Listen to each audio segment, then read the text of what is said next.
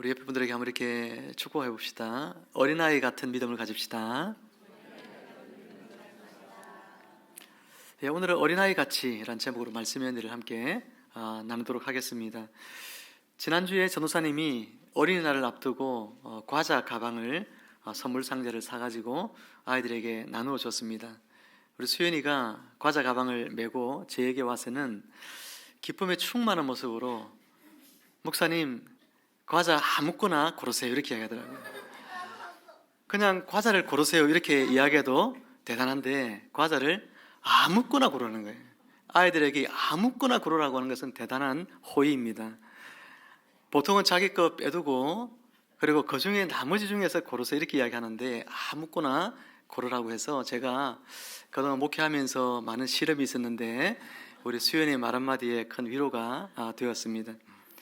제가 어찌 아이 과자를 또 뺏어 먹겠습니까? 그래서 제가 괜찮다 하고 돌려보냈는데 우리 수연이랑 시연이랑 과자 가방을 메고 총총걸음을 뛰어가는데 얼마나 그 모습이 이쁘고 또 순전한 모습인지 제 마음에 참 기쁨이 가득했습니다.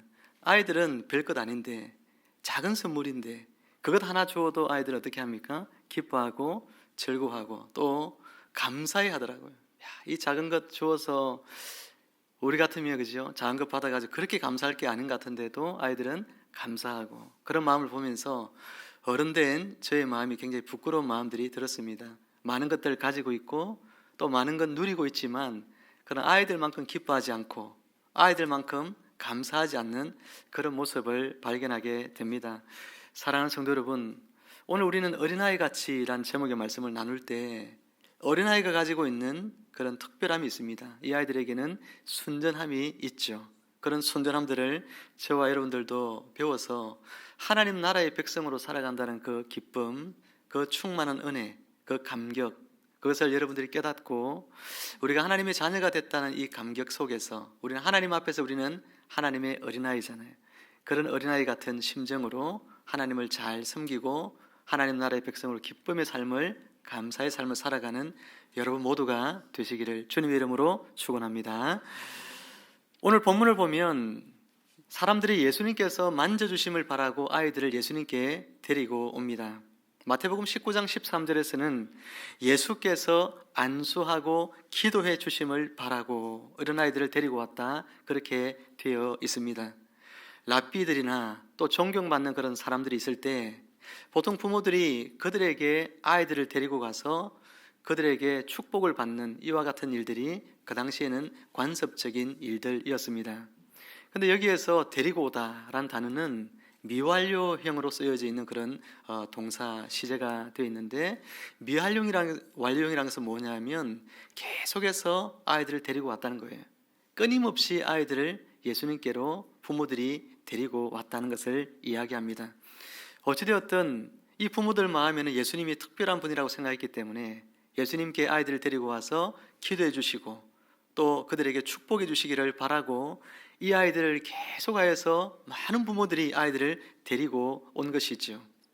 요즘은 자녀들이 한 명밖에 보통 잘 없지만 옛날만 해도 자녀들이 보통 6명, 7명 또 많은 집에 10명 이렇게 두었잖아요. 예수님 시대 때 어떻게 했습니까? 그 시대 때도 마찬가지죠. 자녀들이 아주 많이 낳지 않습니까? 아이들이 얼마나 많겠어요. 그 아이들이 수많은 아이들이 있는데 그 아이들을 물밀듯이 계속해서 예수님께로 데리고 옵니다. 그런데 제자들이 너무 그것이 성가셔 보였던 모양이죠. 그래서 부모들을 꾸짖습니다. 아이들을 또 꾸짖습니다. 예수님에게 오지 못하도록 꾸짖습니다. 그냥 몇몇 아이들이 와서 그랬으면 그냥 봐줬겠죠. 근데 너무나 많은 아이들이 계속해서 그 부모들이 아이들을 데리고 계속 오니까 데리고 오지 말라고 꾸짖어 쫓아 보냅니다. 여러분, 제자들이 이런 반응에 아이들의 엄마는 그 당시에 어떤 반응을 보였을까요? 여러분, 1번 몹시 화를 낸다, 2번 오히려 미안한 마음을 가진다. 몇 번일까요? 2번이에요. 2번. 그 당시에는 미안한 마음을 가지죠. 주변에 있는 사람들이 어떤 반응을 여러분 보였을 것 같습니까? 1번 제자들이 좀 심하다고 생각한다, 2번 아이들이 혼나도 싸다. 몇 번일까요? 2번이겠죠. 2번. 그 당시에는 당연히 2번입니다. 우리 수연이 엄마가 수연이를 목사님에게 데리고 와서 목사님 기도 한번 해주세요, 이렇게 이야기를 했을 때에 옆에 있는 어느 집사님이 막 화를 내면서 목사님이 얼마나 바쁜데 목사님에게 지금 이렇게 성가시게 하느냐, 빨리 가라, 이렇게 이야기를 하면 수연이 엄마가 어떤 반응을 보일까요? 1번 화를 낸다, 2번 오히려 미안한 마음을 가지고 조용히 수연이를 데리고 간다. 몇 번일까요? 1번이잖아요. 1번. 우리 수연이도 1번, 엄마도 1번이라잖아요. 몹시 화를 내겠죠. 아니 어떻게 화를 낼 수 있지 이러면서, 이런 교회는 안 다닐래 이러면서 어쩌면 교회를 옮길 수도 있을 것입니다. 요즘은 애 하나 둘 키우니까 애들이 너무나 소중하죠. 누가 자기 애에게 좀 싫은 소리 이야기하면 그 이야기를 듣고 있을 부모들이 잘 없습니다. 학교에서도 학생들끼리 서로 다투고 이렇게 했을 때 선생님이 야단을 쳐서 아이들을 중재하면 부모들이 항의 전화하고, 왜 우리 아이에게 야단치느냐, 집에서 나도 아이에게 큰 소리 한번 낸 적이 없는데 당신이 뭔데 화를 내는, 이러면서 전화가 온다잖아요. 심지어는 학교 와서 선생님에게 행패를 부리는 그런 부모들도 있습니다. 여러분, 이처럼 지금은 아이들이 너무 소중하지만 예수님 시대 때의 아이들은, 여자들과 아이들은 사람의 수에 들지 않았죠. 항상 사람의 수를 셀 때는 남자들만 수를 셌습니다. 아이들, 여자들은 이혼을 당할 때에도 남편에게 왜 이혼을 내가 당하는지 이유를 알지 못한 채 이혼을 당하던 시대가 예수님 시대이죠. 그때는 여자들이 밥을 못해도 이혼을 당하고, 청소를 잘 안 해도 이혼을 당하고, 얼굴이 좀 못생겨도 이혼을 당하고, 오늘 아침에 화장을 안 해도 이혼을 당하고, 이혼 당할 이유가 무궁무진하게 많이 있습니다. 그래서 이혼을, 남편 입장에서 이혼을 하고 싶어서 이혼을 하면 다 이혼이 되는 거예요. 사실은 아이들도 그와 같은 대우를 받던 시대가 예수님 시대였습니다. 그런 시대에 예수님께서 이 아이들을 대하여 어떤 태도를 가지고 있습니까? 이 아이들이 내게 오는 것을 용납하고 그들을 이렇게 멀리하지 마라, 그들에게 야단치지 말라, 그렇게 말씀하시는 정도만이 아니라, 이 아이들 같이 아니하면 천국에 들어갈 수 없다, 이 아이들은 하나님 나라의 자녀다, 그렇게 이야기를 하고, 또 어른들에게 이 아이들에게서 배우라고까지 예수님께서 이야기를 하신다는 거예요. 얼마나 아이들을 소중하게 여기시는지를 잘 보여주고 있습니다. 어린아이에 대해서 이런 마음을 가지신 예수님께서는 자신에게 나아오는 이 어린아이들, 그들이 나오지 못하도록 금한 제자들을 볼 때에 너무나 마음에 분노가, 화가 일어났습니다. 그래서 14절은 이렇게 기록하고 있죠. 예수께서 노하시어, 이렇게 말합니다. 예수께서 노하셨다는 거예요. 화를 내셨다라고 이야기합니다. 그렇게 인자하신 주님께서 제자들이 행한 이 행위가 너무 못마땅해서 화를 내셨다라고 이야기를 하고 있습니다. 이 노하다고 하는 이 단어가 원어를 찾아보면 그 뜻이 크게 탄식하다는 뜻입니다. 또 많이 슬퍼하다, 그런 뜻을 가지고 있습니다. 예수님께서 왜 이 일을 보면서 크게 탄식하시고 또 많이 마음으로 슬퍼하셨을까요? 예수님은 불과 얼마 전에 아이들에 대한 가르침을 한번 제자들에게 주신 적이 있죠. 마가복음 9장인데요. 우리 9장 36절, 37절 말씀을 우리 화면을 보면서 함께 읽어보도록 하겠습니다. 시작. 어린아이 하나를 데려다가 그들 가운데 세우시고 안으시며 제자들에게 이르시되 누구든지 내 이름으로 이런 어린아이 하나를 영접하면 곧 나를 영접함이요 누구든지 나를 영접하면 나를 영접함이 아니요 나를 보내신 이를 영접함이니라. 아멘. 이 이야기는 예수님의 제자들이 누가 더 큰 자인가, 높은 자인가를 서로 다툴 때에 예수님께서 어린아이 하나를 데려다가 사람들 가운데에 세우고, 그리고 그 아이를 안으시면서 예수님께서 하셨던 이야기 속에 있는 내용이지요. 예수님께서는 누구도 귀하게 여기지 않고, 또 사람들이 거들떠 보지 않는, 또 쉽게 무시당하기 일쑤였던 그 어린아이 하나를 예수님은 안으시면서 누구든지 이 어린아이 하나를 귀하게 여기고 그 아이를 영접하는 사람, 그 아이를 섬기는 사람, 그 사람은 곧 나를 영접하고 나를 섬기는 사람이다, 그렇게 이야기를 하셨습니다. 예수님의 말씀 속에서 우리는 그 당시에 어린아이에 대한 사람들의 생각을 잘 볼 수 있죠. 그 생각이 뭘까요? 그것은 바로 어린아이들은 무시당해도 괜찮다. 어린아이들은 업신여김을 당해도 괜찮다. 어린아이들은 없는 존재처럼 생각되어져도 괜찮다. 이런 것들이 당시에 어른들이 어린아이에 대해서 보편적으로 가지고 있는 그런 생각들이었습니다. 이 보편적이라는 것이 중요하죠. 어떤 가정은 자녀를 귀하게 여기는 그런 사람이 있겠죠. 그러나 일반적으로 사람들이 그 당시에 어린아이들은 무시하고 업신여기고, 어린아이들은 함부로 화를 내도 되고 야단쳐도 되고 때려도 되고 그런 존재로 그 당시에는 생각을 했다 하는 것이죠. 그런데 예수님께서는 어떻습니까? 이 어린아이, 이 소자가 그런 존재가 아니라 이 어린아이를 누구의 반열에다가 두냐면 자신의 반열에 두고 있죠. 이 어린아이를 누구와 동격으로 치냐면 예수님 자신과 동격으로 아이들을 두고 있다는 것이 굉장히 중요합니다. 정말로 파격적인 그런 가르침이 아닐 수가 없습니다. 저는 이런 구절들을 볼 때마다 성경이 참으로 하나님의 말씀이구나 라고 하는 생각을 더 깊게 가지게 됩니다. 여러분, 모든 사람들이 보편적으로 어린아이의 인권에 대해서 생각하지 않고 그 인권을 무시할 때에 예수님께서는 이 아이의 인격을 소중히 여기시고 이 아이를 한 사람으로서, 하나님의 형상받은 존재로서 그렇게 귀히 여기면서 예수님을 자신과 같은, 바꿔 말하면 이 아이를 자신과 같은, 바꿔 말하면 아이를 누구로? 하나님과 같이 아이를 대하라, 그렇게 가르친 거예요. 나를 영접한 같이 아이를 영접하라는 것은 이 아이를 하나님을 영접한 같이 이 아이를 영접하라는 이야기입니다. 이런 가르침을 볼 때에 참으로 성경은 진리구나 하는 것을 깨닫습니다. 예수님이 만약에 사람의 상식을 가지신 분이시라면 예수님께서도 이 아이에 대해서 좀 귀하게 여기라 이 정도는 이야기할 수 있지만 이 아이를 하나님과 같은 동격으로 취급하고 그렇게 아이를 높이라 이렇게 말씀하지는 않았겠죠. 예수님께서는 사람의 생각을 가지신 분이 아니라 예수님은 하나님의 생각을 가지신 분, 그분은 하나님이시기 때문에 이와 같은 말씀을 주실 수 있는 거예요. 이처럼 예수님은 아이들에 대한 생각을 그렇게 가르쳐 주었음에도 불구하고 소자 하나를 너희가 귀히 여기고 이 어린아이 하나를 나를 영접한 같이 그렇게 영접하라고 예수님께서 말씀해 주셨음에도 불구하고 이 제자들이 그 가르침을 다 잊고 있는 것입니다. 그래서 예수님께 나와서 기도받고 축복받기를 원해서 아이를 데리고 왔던 그 부모와 또 예수님께 나오는 어린아이들을 이 제자들이 제지하고 꾸중하고 나무라고, 그리고 예수님께서 떠나가도록 그렇게 하고 있는 모습을 본다는 거예요. 얼마나 이게 참 안타까운 일입니까? 제가 중학교 때 2학년 때 교회를 나갔습니다. 교회 나갔더니 교회 가니까 사람들이 노래를 이렇게 잘 하잖아요. 그래서 중학교 2학년 때 교회 나가서 얼마 안 되어서 아는 형님들, 그 다음에 교회 동생, 친구 이래가지고 중창단을 만들었어요. 만들어가지고 토요일 저녁에 한 4시간씩 이렇게 토요일 저녁에 중창 연습을 했습니다.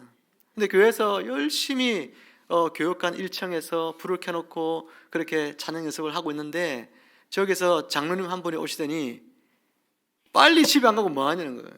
교회 불을 갖다 전기를 갖다 이렇게 막 함부로 쓰고.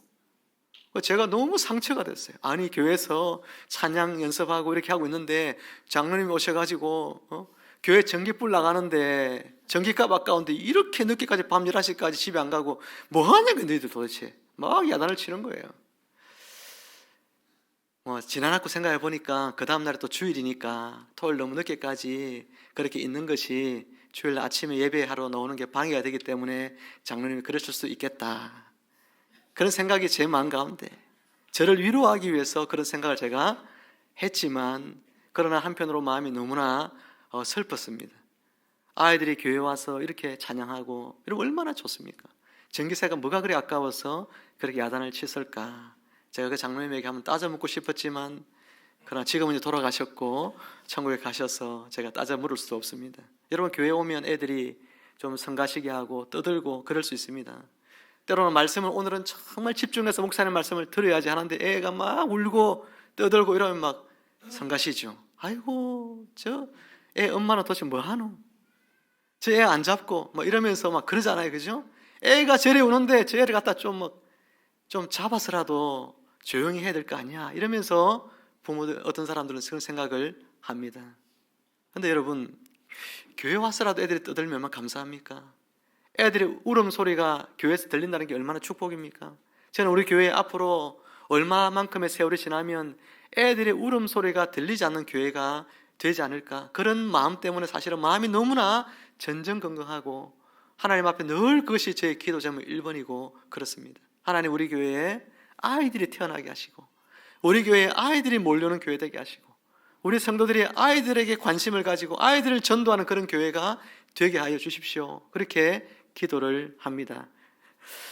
우리나라도 아이들이 없어서 지금 큰일이지요. 그래서 나라에서 아이들 많이 낳으라고 출산 장려금을 그렇게 곳곳마다 주더라고요. 지난주에 보니까 충북 계산군에서는 출산 장려금을 1억을 받은 가정이 있었습니다.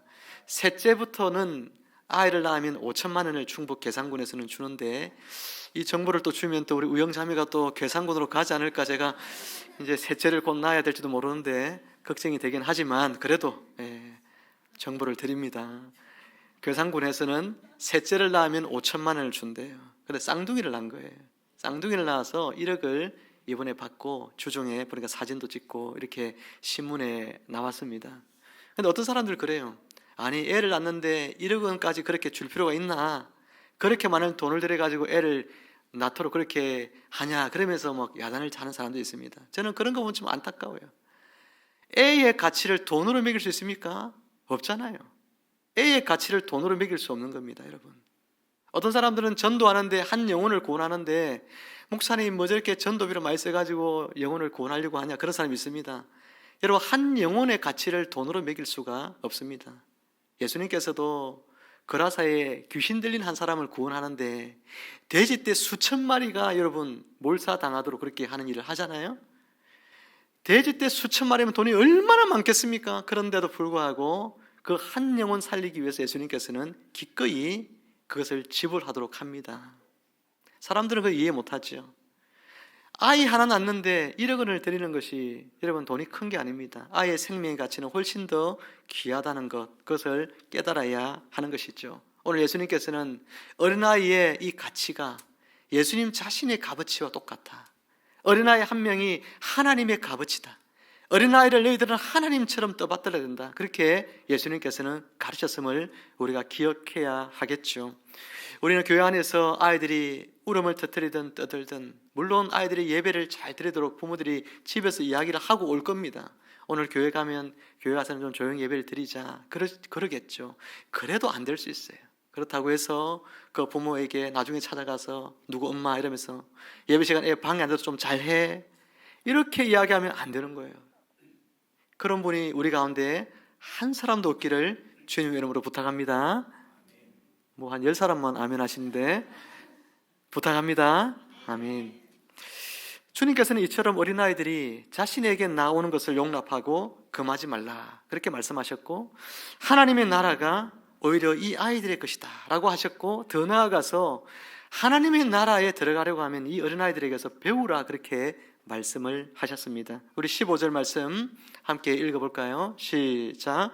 내가 진실로 너희에게 이르노니 누구든지 하나님의 나라를 어린아이와 같이 받들지 않는 자는 결단코 그곳에 들어가지 못하리라 하시고. 아멘. 주님은 우리가 하나님의 나라에 들어가기 위해서는 그 나라를 대하는 태도에 있어서 어린아이와 같은 태도를 가져야 한다고 말씀하셨습니다.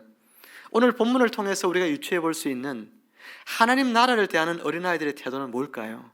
우리가 그 태도를 무엇을 배워야 할까요?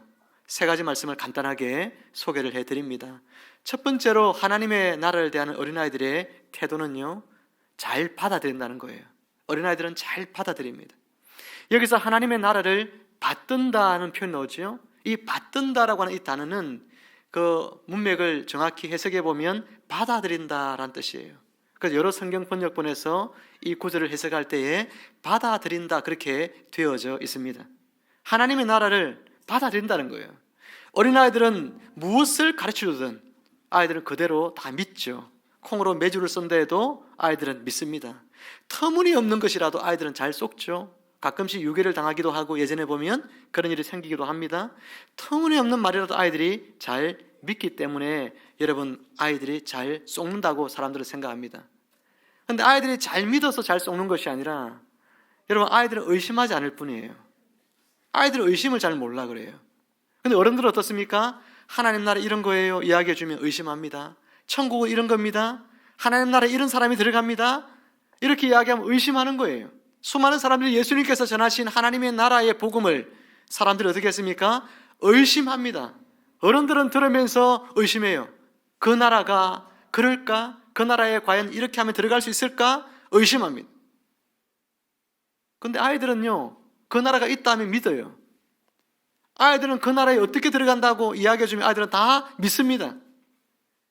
우리 어린 조카들을 저희 집에서 저희 어머님이 그 아이 태어날 때부터 키웠는데, 그 아이들에게 제가 좀 인지할 때에 항상 예수님 성경을 갖다가 이야기해 줍니다. 하나님 나라에서 이야기해 줍니다.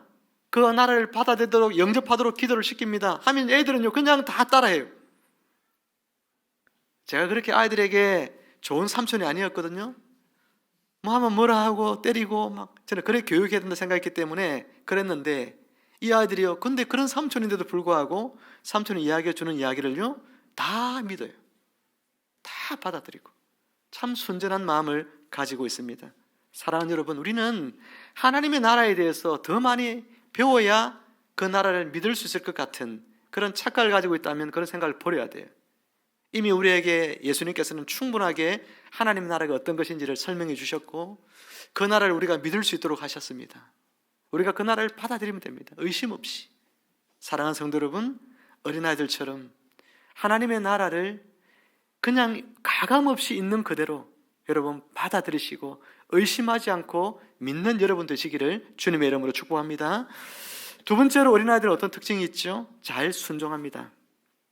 어린아이들은 부모에게 순종하죠. 아이로 보내는 시간은 어쩌면 부모의 교훈을 받고 부모에게 잘 순종함을 배우는 그런 시간들이 어린아이의 시간일 것입니다.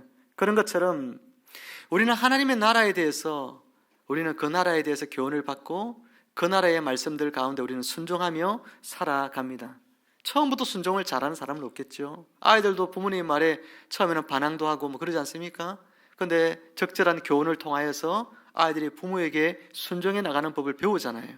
마찬가지로 우리가 하나님의 나라를 우리가 들었지만 또 그 나라를 받아들였고 그 나라의 자녀로 우리가 태어났지만, 그러나 하나님의 나라의 백성으로 살아가는 삶에 있어서 우리가 처음부터 하나님 말씀에 순종 잘하고 살아가는 것은 아니겠죠.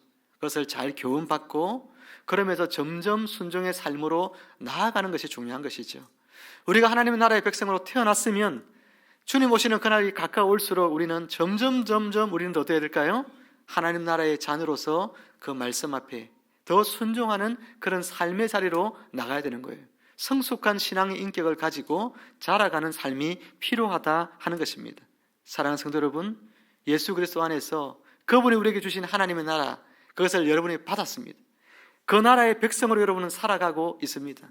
이제는 그 나라의 백성으로서 여러분의 왕 되신 예수 그리스도 그분께 더욱더 순종하는 삶도 잘 배우셔서 여러분 믿음 안에서 주님의 모든 말씀들을 받아들이고 순종하는 삶을 통하여 그분을 기쁘게 해드리는 그런 삶으로 나아가기를 주님의 이름으로 축복합니다.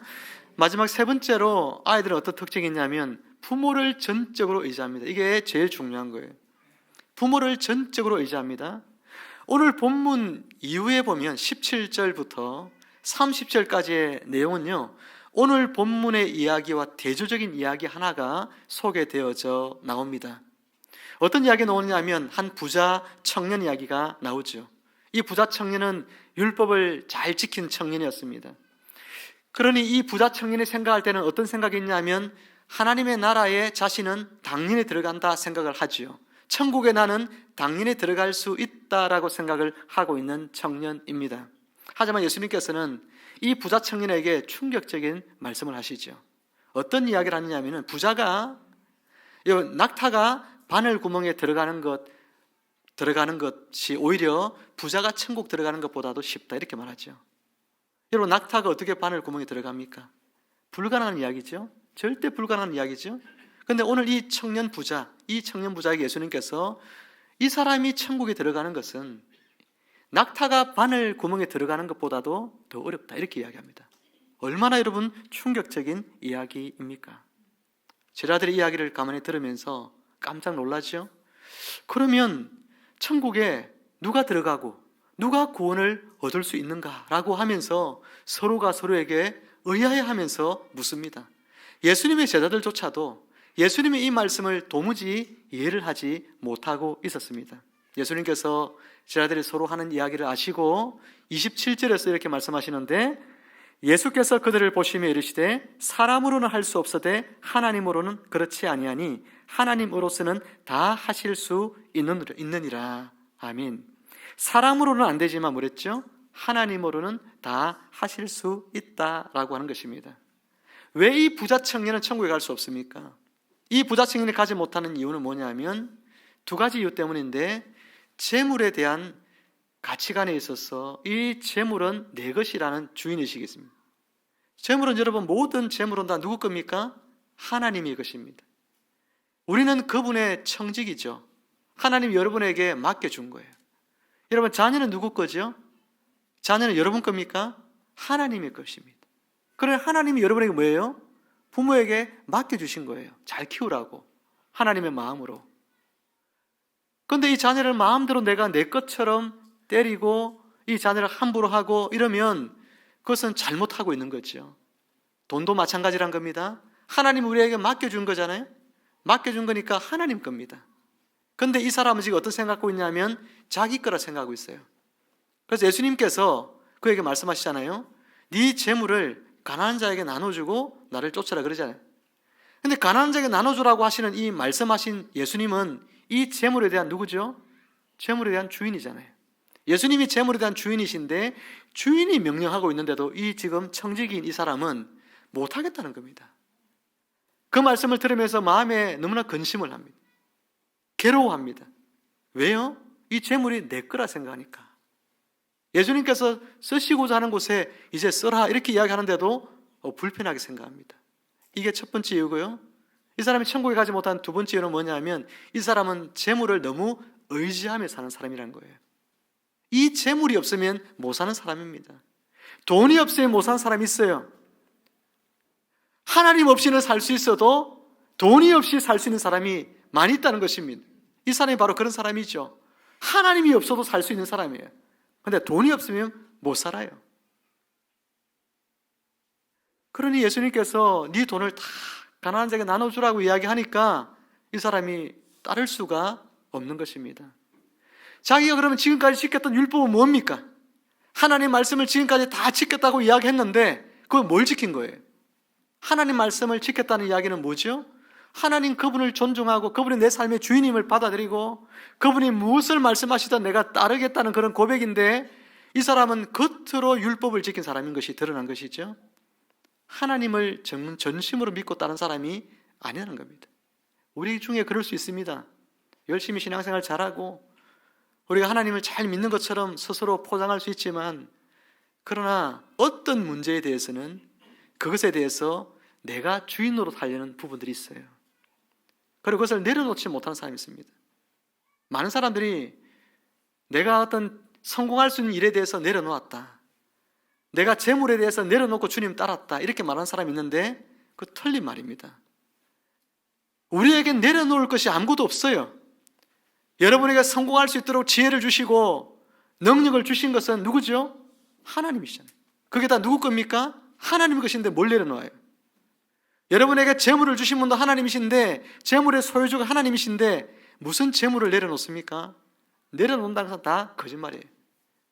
그는 자신이 대단히 좀 괜찮은 사람이다, 이거를 포장하여 사람들에게 과시하기 위한 표현이죠. 내려놓을 것은 아무것도 없어요. 원래부터 내려놓을 것이 없어요. 여러분에게, 우리에게는 모든 것은 다 누구 것입니까? 하나님의 것이기 때문에 내려놓을 것이 없다는 것을 깨달아야 합니다. 이 부자 청년은 재물이 내 것이라 생각했고, 이 재물을 너무나 의지했고, 이것이 없으면 나는 살 수 없다고 생각했고, 반대로 하나님이 없으면 나는 살 수 있어, 지금 이렇게 생각하고 있는 거예요. 어린아이들은 보세요. 어린아이들은 부모를 전적으로 의지합니다. 부모가 함께 살고 있는 집을 내 거야 이렇게 생각하는 아이가 있어요? 그 집이 좋은데 이 집 내 거야 이렇게 생각하면서 아빠 이 집에 들어올 때 월세 내고 들어와 이렇게 이야기하는 아이 없잖아요. 그죠? 자동차를 타고 가면서 아빠 내 차니까 앞으로 렌탈료 내 이렇게 이야기하지 않잖아요. 다 부모 거라 생각하지. 아이들은 그렇습니다. 아이들은 전적으로 부모를 의지합니다. 부모가 이리 가자면 가고 저리 가자면 가고. 아이들은 그렇죠. 그게 어린아이들인 거예요. 사랑하는 성도 여러분, 하나님의 나라는 어떤 사람이 들어가고 어떤 사람이 누리느냐? 바로 이와 같이 하나님을 전적으로 의지하고 따르는 사람들, 내 것이 없고 모든 것이 하나님의 것이고 모든 것이 하나님의 주인이고 그 하나님을 전적으로 믿고 의지하며 따라가는 사람들이 바로 하나님 나라의 참 백성이라는 사실을 여러분 믿으시기를 축복합니다. 나의 재물, 나의 자녀, 나의 사업, 내가 하고 있는 모든 것, 그 모든 것들이 다 하나님의 것이에요. 그러니 그것들을 의지하지 마시고 그것들을 여러분에게 주신 하나님을 의지하는 여러분 되시기를 바랍니다. 이제 말씀 맺습니다. 사랑하는 성도 여러분, 예수님께서는 어린아이들을요 귀히 여기셨습니다. 예수님은 사람들에게 어린아이들은 결코 무시받을 대상이 아니며 이 예수님을 영접하는 것처럼 어린아이들을 귀하게 여기라고 말씀하셨습니다. 뿐만 아니라 어린아이들이 하나님의 나라를 자유롭게 출입하는 천국의 자녀임을 말씀해 주시면서 어른들에게 이 어린아이들을 통하여서 너희들도 배우라고 가르쳐 주십니다. 하나님의 나라에 대해서 잘 받아들이라고 하십니다. 의심하지 말고 받아들이라고 하시죠. 그리고 하나님을 너희의 주인으로 알고 그분의 말씀에 잘 순종하라고 이야기합니다.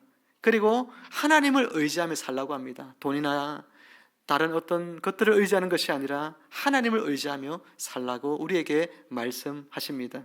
오늘 우리는 주님의 가르침을 받았습니다. 이 가르침을 받은 대로 우리는 이제부터 아이들을 예수님처럼 귀히 여기고 더욱 사랑하며 살아가는 성도님들이 되시기를 주님의 이름으로 축복합니다. 또한 어린아이들에게 배우라고 하셨으니 어린아이들의 말이라고 해서 무시하지 말고 그들의 순전한 삶의 태도를 오히려 여러분들을 본받으려고 하시고 어린아이들이 무슨 이야기를 하면 귀를 쫑긋 열고 여러분 마음의 문을 활짝 열고 아이들의 말에도 여러분 눈높이를 맞추고 귀를 기울여 그 이야기를 들을 수 있는 겸손한 성도님들이 되시기를 주님의 이름으로 축복합니다. 함께 기도하겠습니다. 하나님 아버지 은혜를 감사합니다.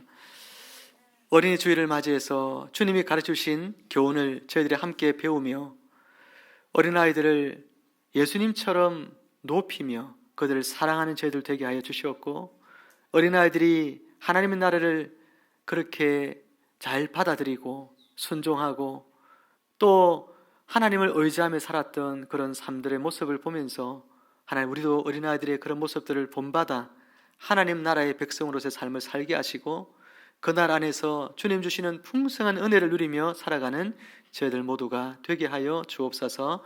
감사하며 예수님의 이름으로 기도합니다. 아멘.